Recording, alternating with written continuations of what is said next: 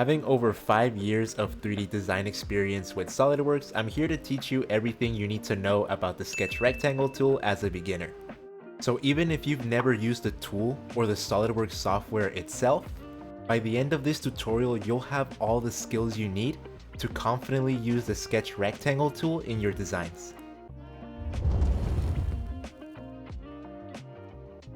Welcome inventors to another video with the Inventor Within channel. My name is Wilfredo Perez Carbajal, and let's get started in teaching you how to use this fundamental tool. Okay, so the first order of business if we want to become confident in using the Sketch Rectangle tool is knowing where to access it. There's multiple ways we can open the tool. The first one is by going over to the Sketch tab of the Command Manager, and from here we can select this drop down and we can select whichever rectangle type we want to use. Another way is by going to the Tools tab in the menu bar and then going down to Sketch Entities, and from here we can select the rectangle type that we need. We can also use the S keyboard shortcut and from here select the rectangle type, and you can also access the tool by holding down the right mouse button and dragging on your mouse a little bit, and from here you can select the rectangle tool.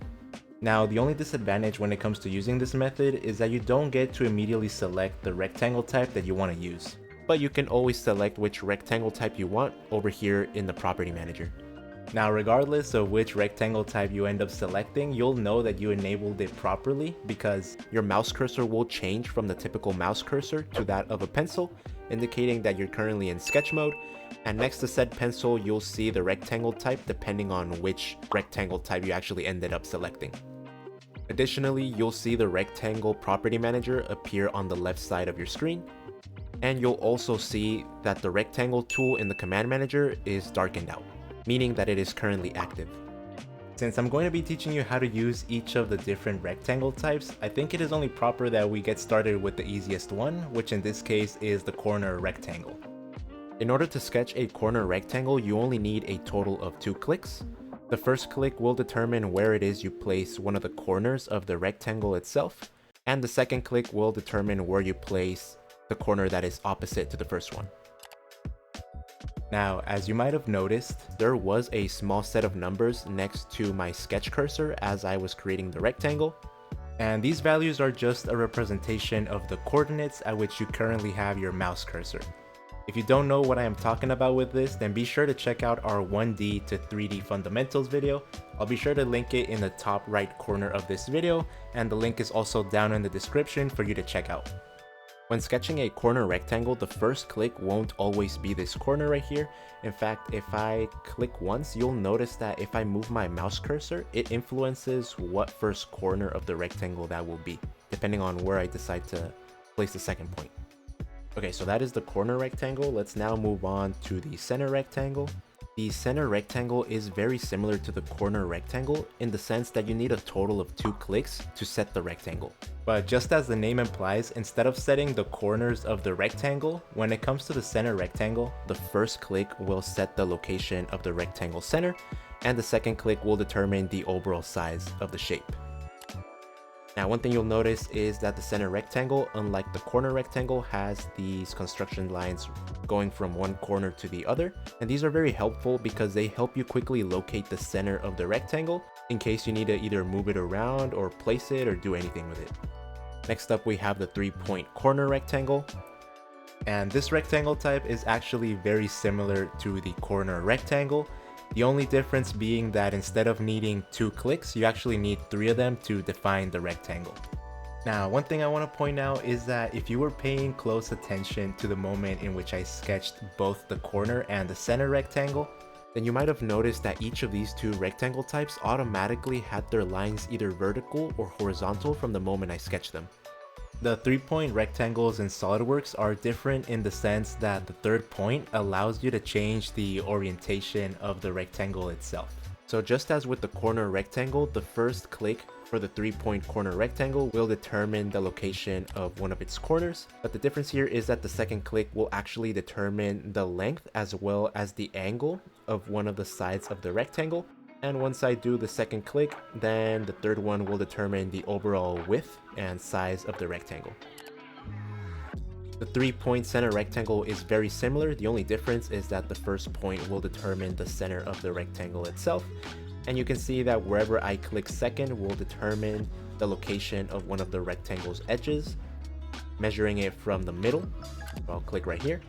And then the third point will determine the shape and overall width of the rectangle. Now, I know it can be a little confusing because each of the different rectangle types starts from a different point and requires a different amount of points as well. But one thing I want to point out is that if we focus on the property manager, you'll notice that here in the rectangle type section, you're able to see all of the different rectangle types that you can create. But not only that, you also get to see the number of points required for each rectangle type and how the order of their placement will determine how the rectangle is created. So be sure to use this as a reference if you ever forget how to sketch a specific rectangle type. Now lastly, we have the parallelogram. And even though a parallelogram isn't necessarily a rectangle, it is still listed under the rectangle tool types, so I'm gonna go over it. The parallelogram works very similar to the 3-point corner rectangle, only that it isn't necessarily in the shape of a rectangle. The first point will determine one of the corners, the second point will determine another corner, giving the overall angle and length of one of the sides, and the third click will determine the shape of the parallelogram. I'll place it right here. So that's pretty much how you sketch each of the different rectangle types in SolidWorks. If you're finding my in-depth tutorials useful, be sure to give this video a like, and also if you haven't already, please consider subscribing and enabling notifications so that you don't miss out on future tutorials. I'm going over material that no one else is teaching on YouTube, so you definitely don't want to miss out. Okay, let's get back to the main material. Now, I know that in previous tutorials, I've gone over the differences in using the method in which you click at each individual point, and I've also gone over the method in which you use your mouse to click and drag on the points themselves. And in this case, I do want to suggest that you use the individual click method because for some of the rectangles, the click and drag method can be a little iffy. At the end of the day, you can use whichever method you want, but as you practice and experiment, you'll notice that the click and drag method works really well with the rectangle types that only require 2 clicks, but it doesn't work so well with the ones that require 3. Because when you try it out, you'll notice that you click and you hold and you drag, and once you let go, SolidWorks kind of like just freezes in place there, and it won't register that you made that second point right there until you click once again, after which you can set the third point. So yeah, it acts a little weird, but feel free to use whichever method you prefer. Regardless of which rectangle type you're using, you can exit the tool once you are done sketching rectangles by either clicking on this green check mark right here, by hitting the escape key on your keyboard, or by simply clicking on the rectangle type that you are using up here in the command manager. Once you do, you'll know that you're out of the tool because your cursor will go back to normal. You will also no longer see the rectangle property manager up here, and this icon will no longer be shaded. Now, this video would not be complete without me going over or at least making a brief mention of where it is you can place rectangles. Because every individual click with all of the different rectangle types is either defining the corner of the rectangle or its center, realistically you can place them anywhere, whether it be a point or anywhere along a sketch line. So pretty much any sketch entity that I went over in my sketch locations video is fair game for rectangles as well. If you haven't checked it out, the link will be in the top right corner of this video as well as down in the description. One thing I want to teach you in this tutorial is how to move rectangles around. However, one thing I do want to mention is that rectangles are actually a little more complicated to move around, not because they are difficult, but because there are many different types of rectangles. Sometimes you'll notice that moving one of the corners for a corner rectangle will make different changes compared to when you're moving one of the corners of a 3-point center rectangle. So there are some differences to keep in mind, and in fact I don't really want to go over these in this video because it can get complicated and confusing even for advanced users. So for now, I'll just stick to teaching you the basics of rectangle movement that apply to all 5 different types of rectangles. And if you'd like, I can cover those more complicated movement types that I just mentioned in a separate video. Just let me know in the comment section if you'd be interested in that. So regardless of which rectangle type you are working with, there are a couple of ways in which you can move them that generally remains constant amongst all of them. The first one is if you click and hold on the blue shaded area inside of each rectangle type. And once you do, if you drag it, you're able to move the rectangle itself. As you can see, this applies to any rectangle type and is not particular to a single type. Another one is that you can also change the size of the rectangle by dragging on one of its edges. Of course, depending on which edge you are dragging will affect how it is that you change the overall size of the rectangle. As you can see, this applies to every single rectangle type, but depending on the type, such as the parallelogram, it alters it a little differently compared to this, mainly because of the angle of some of these lines. It is the same for the center rectangles. However, I will say that for the center rectangles, it can be a little different sometimes, as you can see from this one, but it seems to be something that mainly only affects the rectangles that are tilted, such as the 3-point center rectangle. You can also click and drag on the corners of the rectangle to change the overall size. And this will vary as well for the 3-point center rectangle. But mainly you can kind of still drag them to change the size of the rectangle. Lastly, depending on which rectangle type you are working with, you can click and drag on the center of the rectangle itself to change its location and maybe even snap it to a specific point if you'd like. If you ever want to delete a rectangle, you can simply click on it and then either hit the delete key on your keyboard. You can also right click on it and just simply select delete. In this case for me, I'm just going to select all of these. I'm going to hit the delete key. Now, before ending this tutorial, there are a couple of useful things to know when it comes to the property manager of the Sketch Rectangle tool. One of the things that I went over early during the video is that you can always change the rectangle type that you are working with in the event that you select the wrong one. So say I wanted to work with a parallelogram, but I accidentally clicked on the corner rectangle up here, I can always click it and it'll change the rectangle type that I'm sketching. Another thing I want to show you is that even though center rectangles are the only ones that typically have these construction lines going from one corner to the other, you can also apply these construction lines to the corner rectangles.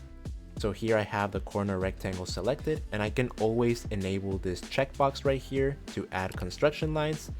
And from here I can select whether I want those construction lines to be just like those for the center rectangle by clicking on from corner to corner, like this. Or if I want to, I can even have it from midpoint to midpoint, and it creates it like this. This isn't only particular to the 2-point corner rectangle. In fact, you can also do this for the 3-point version of it. You can see I can add some construction lines going from corner to corner or from the midpoints as well.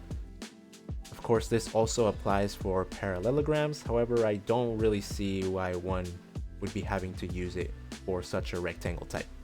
Another thing is that when working with center rectangles in particular, whether it be the 2-point or the 3-point version of it, you can always change the location of the center by inputting the coordinates down here where it says center point.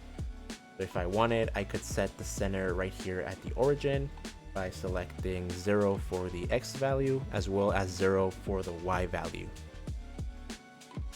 However, one thing to keep in mind is that this will not prevent the rectangle from moving. You can still move it if you click on this center point and drag it around, but it is helpful nonetheless if you just want to get a general sense of where it is you want to place it. Unfortunately, all of these other parameters right here don't seem to work.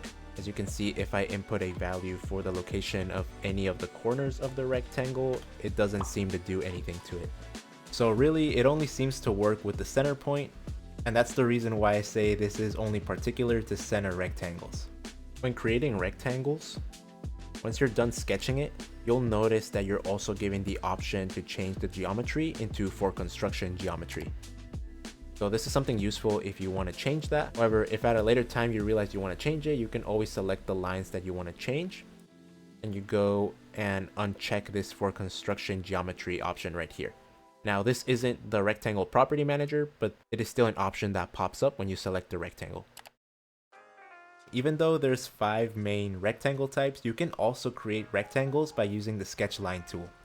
As you can see, I can simply just sketch 4 different lines and create a rectangle, or in this case, it'd be more of a parallelogram. So this is a method that you can always use if you need to create a rectangle or a parallelogram. but depending on what it is that you need to design, it might be more convenient to actually use one of the different rectangle types. Now, before continuing with the rest of this video, I want to bring up something important.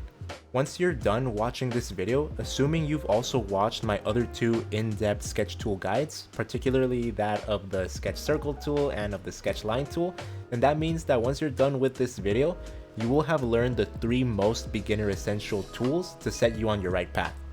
This means that after this video, we can take a little detour from learning the other sketch tools into knowing how to use the shapes that I've taught you how to use to make 3D geometry. However, it is important that we don't ignore the rest of the sketch tools that we haven't gone over, and so because of this, I want to pass on a question to you. For the next in-depth sketch tool tutorial guide, which sketch tool would you like me to go over? There isn't necessarily a particular order in which you have to learn them. In fact, that's kind of like what I did with the line, the circle, and the rectangle one, because I felt like those were the 3 that you really needed to know first. So I can teach you the rest in any order. Or there is maybe 1 or 2 that would be beneficial to learn first, but whatever. I want to hear from you guys and find out which one it is that you want me to cover. Out of the 3 sketch tools that we've made in-depth guides on, I believe that the most intimidating for beginners are the rectangles, mainly because of the sheer amount of options available. So for this week's challenge, I would like for you to start getting familiar with each rectangle type and just sketch 1 or 2 different rectangles with each type. This will help you get a sense of how each one works. And if you're feeling adventurous, I want to encourage you to try and replicate some of the examples that I'll be showing you shortly, using a different rectangle type from the one I use in each example. This will help you understand why some rectangle types are better for some jobs compared to others. This will also help clear all those questions in your mind about why we use a particular rectangle type instead of another one. And of course, if you have any questions at any point throughout the challenge, let me know in the comments and I'll help you out. Okay, let's get back to it. Now, of course, this video would not be complete without me going over the different instances at which it would be convenient to use each of the different rectangle types. However, I do want to make mention that throughout my career, the only 2 rectangle types that I've really relied on are the 2-point versions of the corner and the center rectangle. For the corner rectangle, you'll mainly want to use it whenever you need a standard rectangle that is defined by 2 opposite corners. This type of rectangle is very useful for when you need to start one of the corners on a different feature that you already have. Now, I don't expect you to understand what I mean by this as a beginner, but don't worry, you'll catch on as we go. The center rectangle is very useful for whenever you want a rectangle centered at a specific point with equal distances to all sides, or simply when you require symmetry. The 3-point corner rectangle is one that we won't really be using all that often, but it can be useful whenever you need a rectangle at a specific angle that is defined from corner to corner. The 3-point center rectangle can be useful for whenever you need a symmetrical rectangle centered around a specific point, but in a way that is angled and not straight. And lastly, the parallelogram can be useful for whenever you need a skewed rectangle with equal opposite sides, but not necessarily at right angles. In my experience, I've mainly only used the 2-point corner and center rectangles, and so because of this, there is a high likelihood that I'm overlooking a couple of other instances in which it would be convenient to use the other rectangle types. So if you're someone who has had some experience with some of the other rectangle types and you want to share your knowledge, feel free to let us know down in the comment section. I think we can all learn from each other, and I'd be pretty surprised to see what other uses there are that I hadn't thought of. So there you have it, that is the ultimate beginner's guide to the sketch rectangle tool. Watch this video a couple of times if you need to until you feel confident in your ability with the rectangle tool. And trust me, this is all that you need. If you learn this well, you will never struggle with the rectangle tool in the future. Now, if you think you might have missed one of our previous lessons and want to watch them in the best possible order, then be sure to check out our SolidWorks beginners tutorial playlist right up here. And you can also watch this recommended video for you right down here. And with that, I'll catch you guys on the next one. Peace out.